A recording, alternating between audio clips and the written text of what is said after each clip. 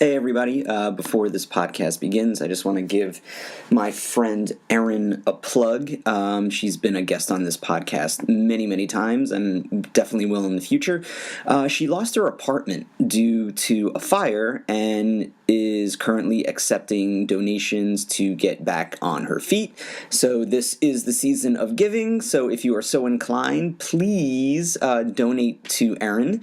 She has a GoFundMe page at gofundme.com/Aaron-needs-things. Thanks, everybody.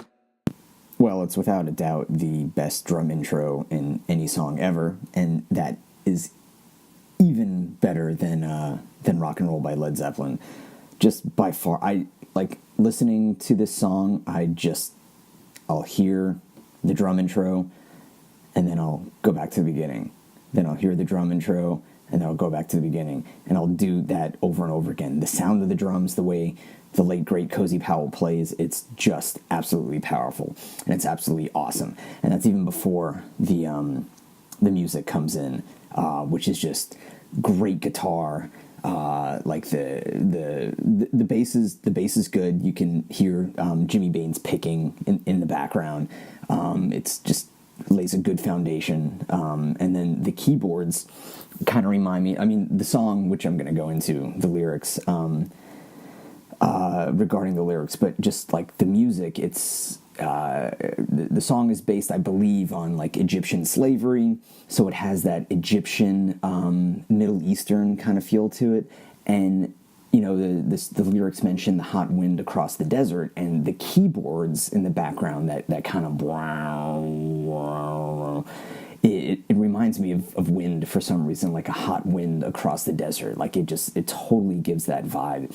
And this song is such a stomper, you know, like a Cashmere, and like Metallica's Sad But True. It's just something that you can just like stomp to, you know.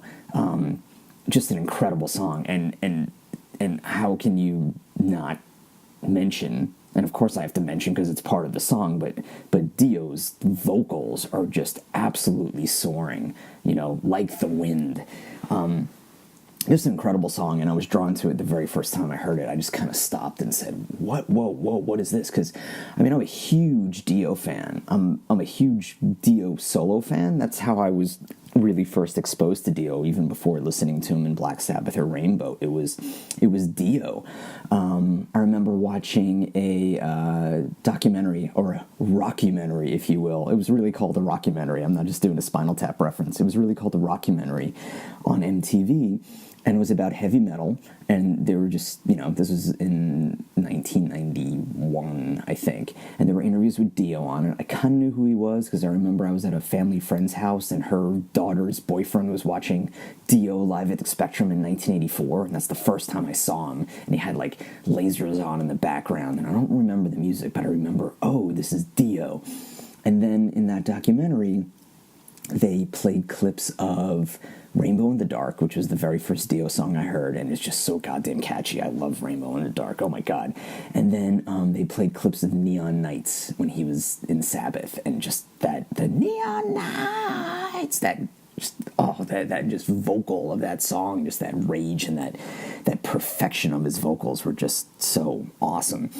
So, and speaking of awesome, in case you didn't know, I'm sure you did because you read before you downloaded this podcast, but this is Stargazer by Rainbow, and I'm also going to go into A Light in the Black, because the lyrics of A Light in the Black, Light in the Black's a great song too. It does not compare to Stargazer. Stargazer, I want to be the main focus of this, but I have to mention Light in the Black because it continues the story of Stargazer. So, the story of Stargazer is about slaves building this tower of stone for a wizard who, from reading the lyrics, some of them worship, some of them are afraid of him, some of them just want to end this job so they can go home, but regardless, they're all slaves for some reason or another. And so let's begin at the beginning. So, high noon, oh, I'd sell my soul for water. 9 years worth of breaking my back. So these slaves have been building this goddamn tower for 9 years. Now, well, let's continue. I'll mention something that the lyrics say, and then I'll give my take on it. So, okay, so the next line, there's no sun in the shadow of the wizard. Now, I look at this as these are the ones who worship the wizard because, or he's just providing relief, or they're just so happy to get some relief and he's the guy who's doing it, even though he's the guy who's putting through all this hell. So there's no sun in the shadow of the wizard. So they're in the hot sun the whole time. At least the wizard's providing some relief. Now that relief could also mean like a relief that a religious person brings. Even though, listen, Dio was an atheist. I am an atheist. There's no proof. I mean, religion can provide relief provided you have faith, but faith is belief without evidence. And why would you believe someone or something without evidence? That's how people get into trouble. That's how we get into trouble. That's how bad things really start to happen, when people have faith, really, in anything. So there's no sun in the shadow of the wizard. See how he glides, why he's lighter than air. You like how I said lighter? Why he's lighter than air. Oh, I see his face. They're worshiping him as a god. Again, whether they're beaten into submission to worship him, or they're worshiping him because they've learned from a young age, or they just like the way he looks, or they like something that he says. Maybe he's charismatic. Again, that's how we get into trouble. Just looking at a charismatic figure instead of facts, instead of relying on our emotions. Instead of relying on facts, we always rely on our emotions, and a charismatic person takes advantage of that. So, oh, I see his face. Where is your star? Is it far? Is it far? Is it far? When do we leave? I believe. Yes, I believe. So this is where, anytime I hear the word belief, there's something going on with faith. It's to me, I like to look at things not about belief, but about accepting the facts based on consensus. I do my best to really do that. So these people are saying to him, well, where is the star? We want to, they're going to see him fly, or they want to see him fly. And they want that day to come where it's like, well, come on, fly to the stars already. So in the heat and rain with whips and chains, listen, they're being whipped and they're wearing chains, and it's hot and it's rainy, and to see him fly, so many die. So seeing this wizard fly, doing this supernatural thing, which is impossible for humans to do, at least without the aid of anything, people are dying for it. People are dying for this belief. And you think, how can someone die for a belief like that? People have died for beliefs like that, all wars based on religion, or at least using religion as a tool to kill people, to kill oneself.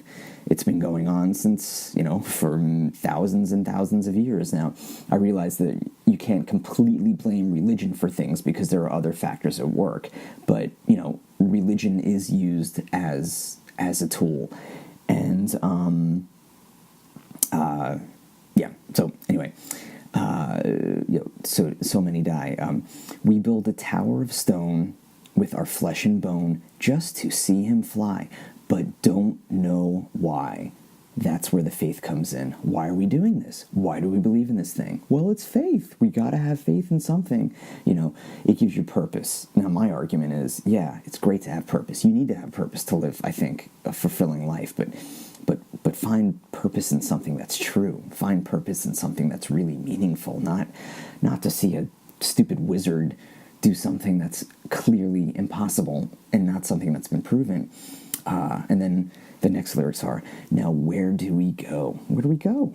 What's gonna happen? What's gonna go on? So, and then this is the part where it's Ritchie Blackmore solo.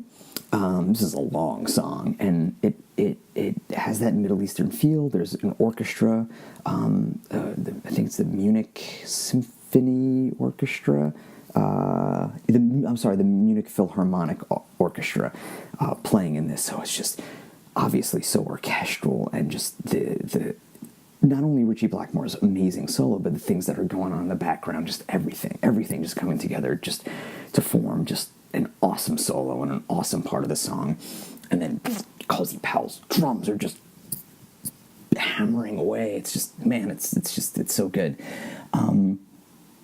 So the next lyrics are, hot wind moving fast across the desert. We feel that our time has arrived. Finally, all these years of breaking our backs and people dying, we get to see him fly. And I want to think, what's the big deal? Okay, you see the guy fly, and then what happens after that? I don't think they know, but they don't have anything else to live for except to see this guy fly. So the world spins while we put his dream together, while we, the workers, put his dream, this wizard who probably hasn't been doing anything except, probably taking advantage of women, stealing money from the poor, doing all these bad things, because it's his dream. They're living for him. So a tower of stone, his dream is a tower of stone to take him straight to the sky. Oh, I see his face. It's coming. It's coming. This guy's a rock star. We're going to see him fly, and everything's going to be great. So where's your star? Is it far? Is it far? When do we leave? They just want to leave. I think they figure, well, after this guy flies, we can go. Hey, I believe. And again, are they believing because they really want to see it, or they just want to go home, or they're just brainwashed, or they're just beaten to submission? There's probably a lot of factors going on. And then it repeats, in the heat and rain with whips and chains, just to see him fly, blah, blah, blah, blah. I don't have to repeat it again. And then all eyes see the figure of the wizard as he climbs to the top of the world. I mean, this is self-explanatory. Okay, now this is where the twist comes in. They put a twist on it. No sound as he falls instead of rising. I mean, as a person living in the modern age, I could have told you, duh. But, this is thousands of years ago, and maybe they really believed he could do it because he's so charismatic. So no sound as he falls instead of rising. Time standing still. Then there's blood on the sand. Oops. So the wizard really believed that he could fly. That's where the real danger comes in. Because the wizard probably wasn't even a con man. He was just so delusional that he had these powers. I remember one time I was at a party, and there were like spiritual people all around, and I was having an argument, well, not an argument, like a civil discussion with a guy who believed in like these supernatural things. And I said something where it's like, talking about faith, and I'm saying, well, he said, well, I said, I would tell him, like, if I drop this pencil, I know it's going to fall, or if I don't know it's going to fall, I am 99.9999999% sure it's going to fall, because just everything that's happened, everything that's gone on, and there's no reason to believe that it wouldn't. So I kind of said to him, it's like trying to test you can fly by jumping off a cliff. And the guy said, oh, believe me, man, there's going to be a day where I'm going to fly on my own. And I was like, what? He says, nope, I'll find a way to fly on my own, which, again, is impossible to do. So I didn't want to get into an argument with him, but I was just like, all right, man, just try to start from a low point. Please don't test yourself, off a cliff, because you'll die. We know gravity works. We really do. And we know it's going to work all the time because it's just been proven. So, there's blood on the sand. Where was your star? It repeats. It repeats again. And then Dio just like kind of goes on a riff, like, but why in all the rain with all the chains did so many die just to see him fly? So now they're obviously the slaves are having doubts because their faith, their purpose, their way of life has been totally destroyed by this delusional man. So what are they going to do now? And then look at my flesh and bone. Look at what they've done to themselves, or what he's done to them. And then it's like, now look at his tower of stone. I see a rainbow rising. Rainbow rising meaning hope? Is there hope somewhere? And said, look there on the horizon, and I'm coming home, I'm coming home, I'm coming home. So they have no reason to stay there because the guy's dead. At least they can now go home. Regardless of the result, they're probably happy just to go home. Even if he did fly, it's like, all right, we can go home, right? And then Dio still riffs and he goes, time is standing still. He gave me back my will. So even though the wizard is dead and has been proven to be deluded and a con, they're still thanking him. They're still thanking him, even though he failed. Now, if that isn't faith and delusion and blind loyalty, I don't know what is. And there seems to be a lot of that going on these days, at least in America. I'm going home. My eyes are bleeding and my heart is leaving here, but it's not home. Yeah, they want to get home. I don't blame them. They've been through a lot. 9 years of brutal torture, slavery, all for this guy to jump off a stupid tower. And, that tower would probably be, if it existed, it would probably be a monument. Hopefully there'd be a moral behind it, not to blindly follow somebody, at least have evidence, and hopefully be against slavery, you would think, right? He gave me back my will, he keeps going and going, and then he repeats, my eyes are bleeding and my heart is leaving here. And then the last lines are, I wish I'd known. I wish I'd known. They wish, the guy or girl, woman singing the song, wish just they knew all of this a lot sooner. It's if I knew then what I know now kind of thing. And for anybody, if anybody, I think the true definition of genius is never having to say if I knew then what I know now. And everybody has that. Even the smartest person thinks that. Well, if I knew then what I knew now, and then they get to go back home. So Stargazer ends, and then it goes into A Light in the Black. Now, A Light in the Black is not a stomper, it's faster than Stargazer, and there's just so many great, just like it's very Deep Purple like, but the solos in it are, and I think Deep Purple along with Rainbow, I think helped lead for definitely the new wave of British heavy metal, bands like Iron Maiden, bands like Halloween, just with the elaborate solos and the keyboards and all that. They definitely just by Blackmore's playing paved the way towards that. I'm sure if you interview people from any of those bands, they're definitely influenced by, without a doubt. Even if they don't know who Deep Purple is, they're influenced in whether they like them or know them or not. So Light in the Black begins, can't forget his face, what a lonely place. Has he really let us flow? All the time that's lost, what's the final cost? Will I really get away? All my life it seems just a crazy dream, reaching for somebody's star. Can't believe it all. Did he really fall? What to do now? I don't know. So, the narrator obviously doesn't know what to do. They're lonely, they're lost, their purpose is gone. What do they do now? But then, the next lyrics are, something's calling me back. Is it a light in the black? Hope. Is it that rainbow that he saw at the end of Stargazer? Am I ready to go? I'm coming home. And I figure once he gets there, what is he going to do when he gets there? But at least there's home. Breathed the air before, heard the thunder roar. Never knew it was for me. Always looking down, lost but never found. Eyes but look but not to see. Now the narrator knows that the air and the elements are actually for him or her,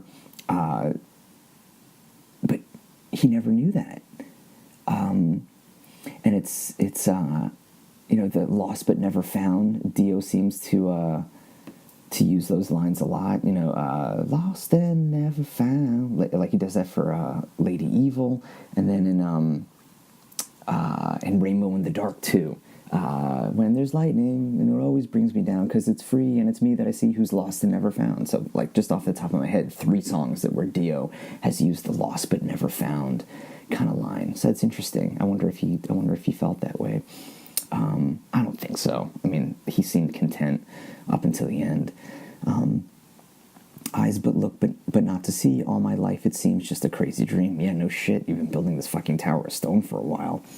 Reaching for somebody's star, like an open door that you've passed before, but you never had the key.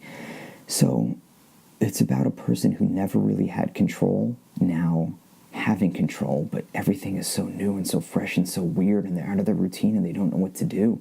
So change is hard. Even good change can take some getting used to. Something's calling me back. There's a light in the black. Am I ready to go? I'm coming home. I'm coming home. Yeah, I'm going back to my home. Well, good for you, man.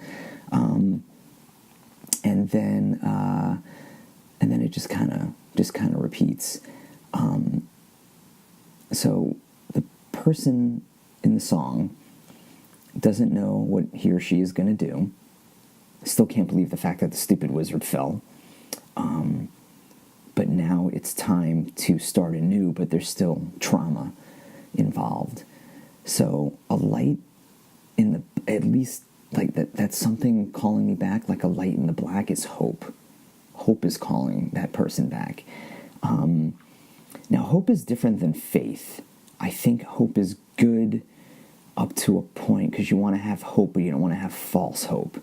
So there can be hope if there's evidence for hope. So in this person's case, at least he can draw upon, people bringing themselves back up or doing something to improve their situation, thinking a certain way, not even thinking a certain way, doing something a certain way to change things, to make them feel better.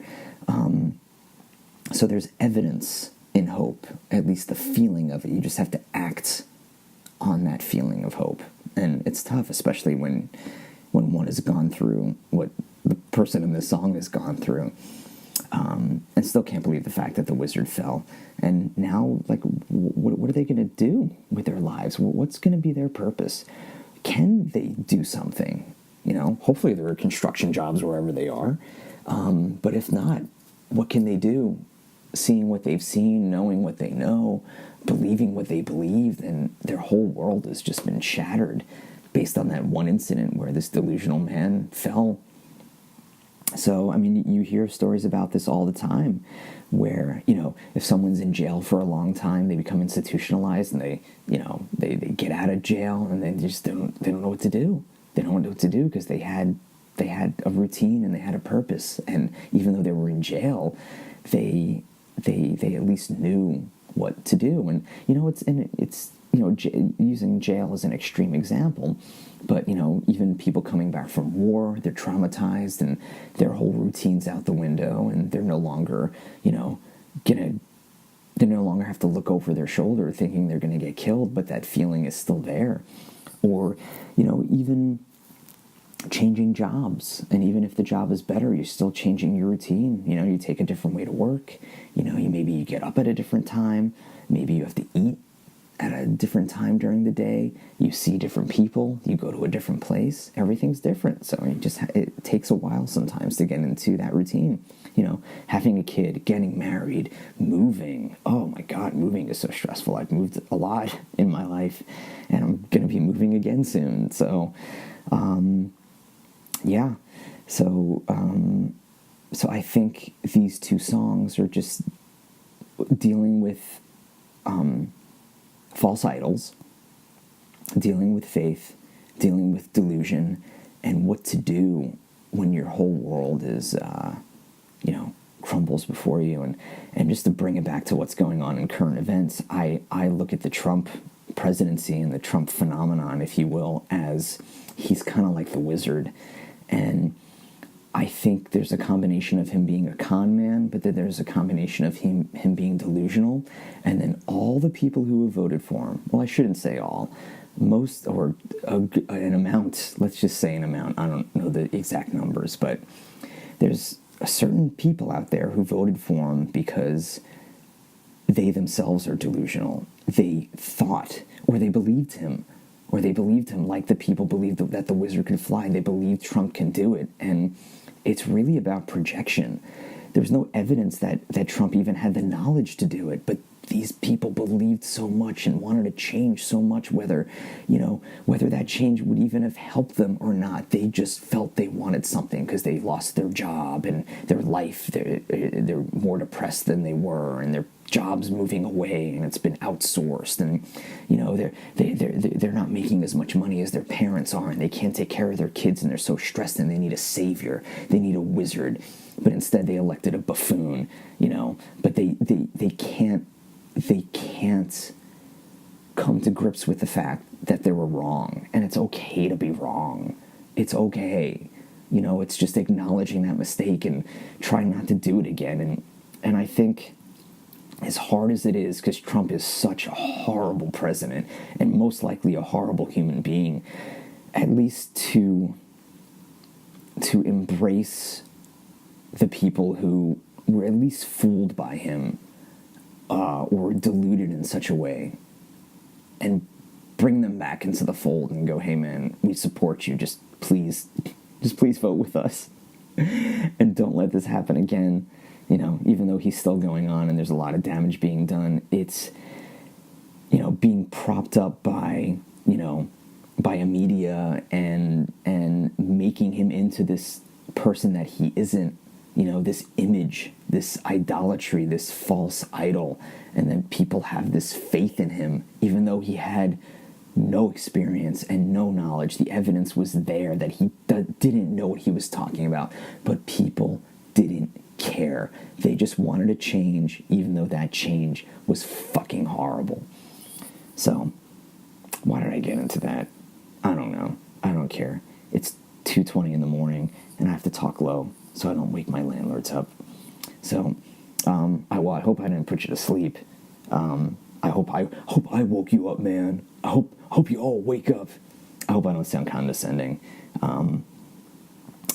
I just, in any kind of leader, any kind of political figure, and I will say any kind of religious figure, even though there's no facts really in religion, but any kind of leader, at least have them use evidence and reason and science and use facts to back themselves up. Incredible, and not alternative facts, but facts.